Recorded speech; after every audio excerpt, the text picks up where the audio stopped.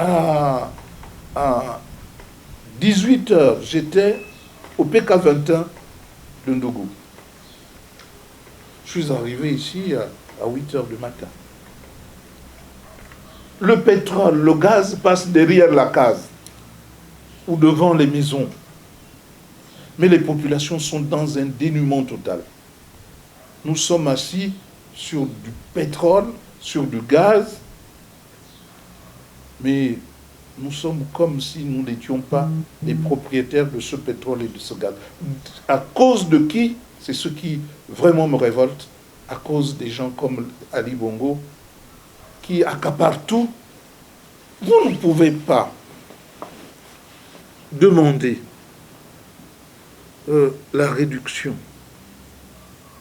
de certains prix. Par exemple, le pétrole Gabon, quand vous demandez aux sociétés qu'on vous reverse 18% du pétrole.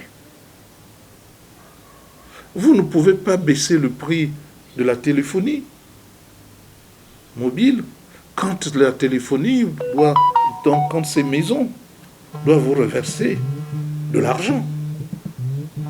Voyez-vous, tant que nous allons avoir des chefs d'État qui sont liés aux affaires et qui sont corrompus, vous n'aurez rien de bon.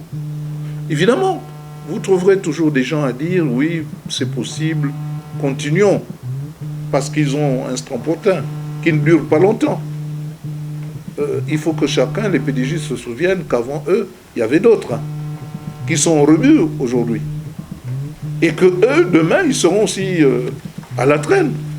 Or, il faut un système qui prenne en compte tous les Gabonais et qui donne des avantages d'abord aux Gabonais.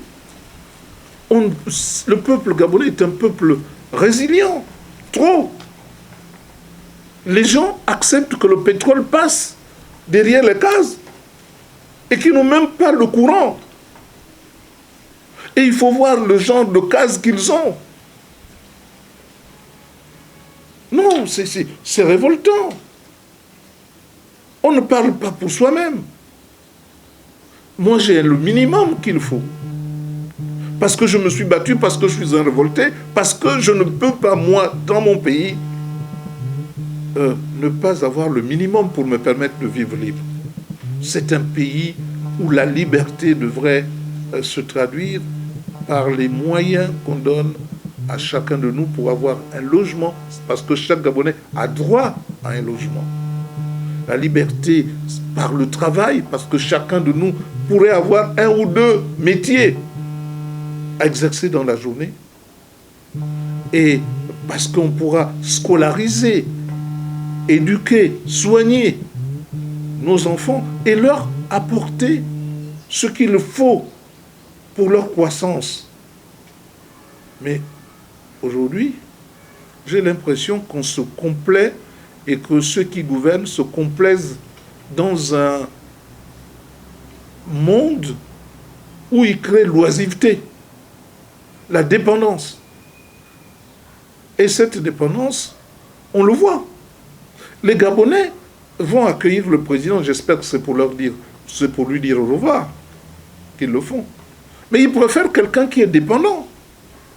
Le président ne dépend plus que des autres.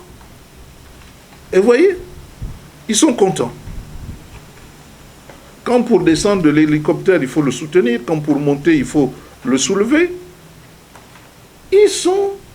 Et pour monter une marche, il faut l'accompagner. Ils sont contents quand quelqu'un qui est censé guider tout un peuple est dépendant de quelques larbins autour de lui. Dernière question, M. Dimitri, sur l'éducation. Excusez-moi, j'ai une deuxième question. Posez-la. Monsieur le Président, le Parti démocratique gabonais est aujourd'hui en train de battre campagne sous la bannière d'un supposé président candidat officieux, alors qu'Ali Bongo lui-même ne s'est pas encore officiellement déclaré candidat. Si jamais il déclinait sa candidature et qu'il passait la main à son fils, allez-vous maintenir votre candidature, par exemple, face à Noureli Est-ce que ma candidature est liée au PDG ou à ceux du pouvoir? Non. Ma candidature est liée à la mise en place d'un tout autre système, la provincialisation. Qu'est-ce que Noureddine a à voir dans tout cela? Et Noureddine, je sais que c'est un fils adoptif de Sylvia et d'Ali. Ce n'est pas une injure que de dire que Sylvia n'a jamais fait d'enfant. Comme Ali n'a jamais été l'enfant d'Omar Bongo et de Joséphine, ma grande sœur. Mais chez nous, un enfant reste un enfant. Si vous l'avez adopté, c'est votre fils. Mais de là à faire en sorte que, sans la connaissance du pays, du tréfonds, des traditions, parce que le Gabon est encore baigné par 80% de la tradition, qu'on mette des gens qui ont la tête à l'extérieur et même pas, j'allais dire, tout les prédestine à vivre à l'extérieur. Regardez Bongoville. Si vous allez à Bongoville, aujourd'hui, vous allez pleurer. Tout est à l'abandon. Or, un fils, il suit les traces de son père. Il relève ce que le père a laissé. Il ne va pas détruire la cité de la démocratie, parce qu'il entraîne sur lui une véritable malédiction. Le Gabon n'a pas besoin de gens inexpérimentés.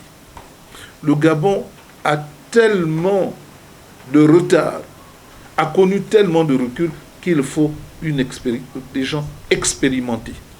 Si on devait commettre encore l'erreur de confier le pouvoir à des blancs-becs, alors ça va être une catastrophe parce que ça entraînera beaucoup de divisions. Monsieur le Président, l'UNESCO vient de valider avec le gouvernement gabonais l'introduction d'une matière sur la sexualité en milieu scolaire. Quel est votre point de vue sur cette initiative? Je suis surpris que l'UNESCO, qui est dans la main des Occidentaux, bien sûr, et qui sont quasiment tous pour l'homosexualité, trouve là moyen de valider la proposition d'un pouvoir corrompu, d'un pouvoir qui sans avoir le courage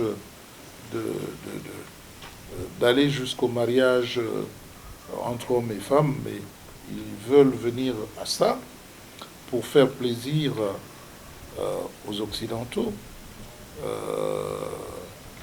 se complaît à s'enfoncer et à heurter nos traditions. De tout temps, bien sûr, il y a toujours eu des déviances, mais ça n'a jamais été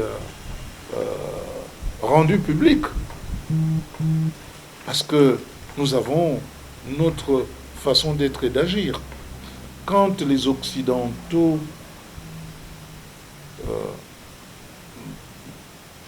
par la chrétienté aussi, malgré que les Saintes Écritures parlent de plusieurs femmes qui attendent leur maître, n'est-ce pas?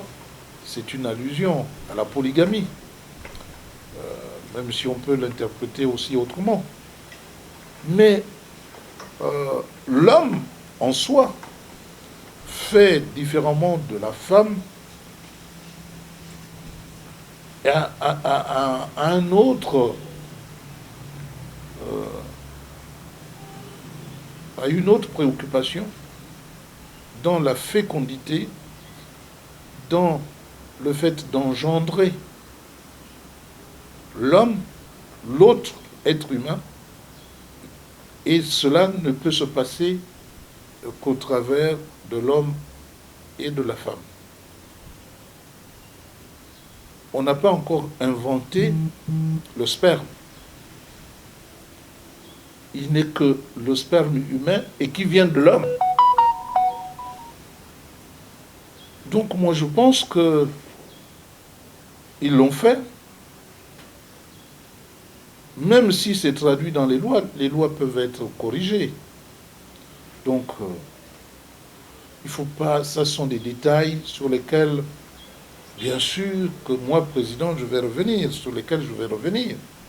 Parce que j'expliquerai à nos partenaires que je vous accepte tel que vous êtes. Mais acceptez-moi tel que je suis. Et par conséquent, nous n'avons pas à nous échigner là-dessus, chacun ayant sa vision de la vie, tolérant la vision de l'autre, mais sans imposer à l'autre sa vision. On nous a expliqué que c'était rébarbatif qu'un homme ait plusieurs femmes. Et on nous explique qu'un homme puisse aller en couple avec un autre homme et qu'on peut considérer que c'est tout à fait normal.